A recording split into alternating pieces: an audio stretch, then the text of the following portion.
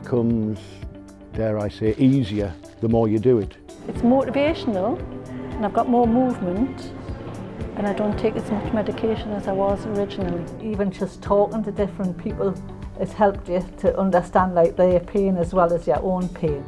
Escape Pain is a rehabilitation programme aimed at people with joint pain, primarily hips and knees, and it's a programme that's run over 6 weeks. It's twice a week, and it's partly educational, partly exercise, giving people some ideas of how they can help them deal with their condition. So twice a week that we do, so 12 different topics, ranging from a healthy diet, going through to the medication side of it, some relaxation techniques, and then looking at long-term exercise as well. I've always had bother with my knees, and just walking, it was a difficulty, walking up banks and everything was often, and that when I was at work, I could never get down on me, get up and down properly or anything. And it was even difficult to get off the toilet eventually, you know, you have to push yourself up sort of thing, and it caused a lot of pain. One of the things that we had to do with pain management, we had to like get up and down off a seat, off a chair, and I couldn't do that. I've never been able to do that because I didn't have any muscle tones in my legs. So, but when we finished the 6 weeks course, I managed to get up 3 times.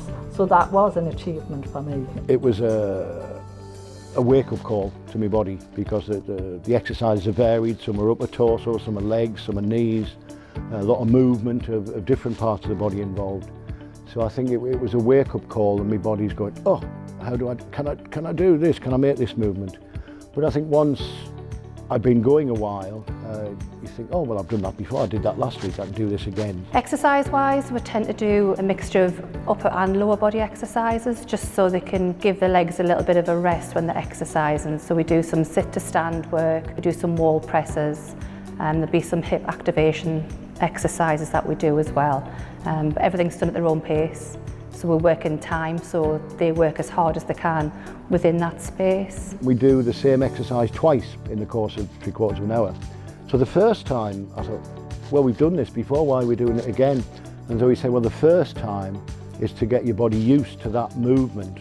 The second time you do it, your body goes, oh, I've already done that movement 20 minutes ago. I know I can move in that way. So it becomes a habit, if you like. It's also the people that you're with. Yeah. You know, you think that you're in pain until you hear and see the results of other people's pain, and it puts it in perspective.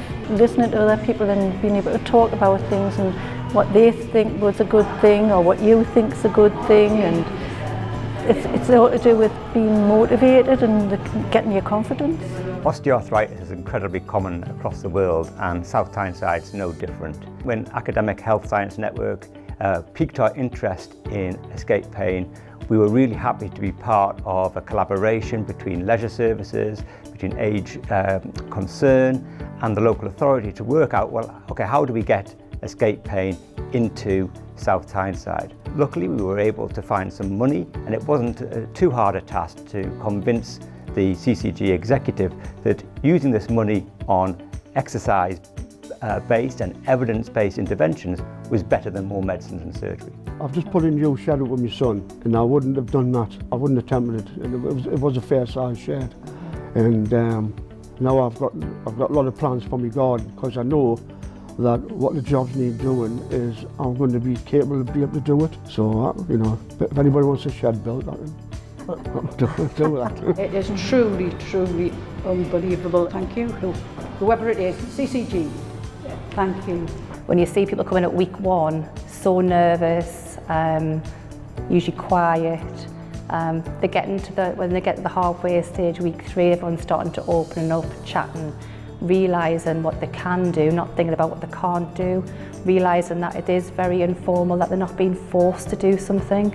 And by the time they get to week 6, they don't want to go.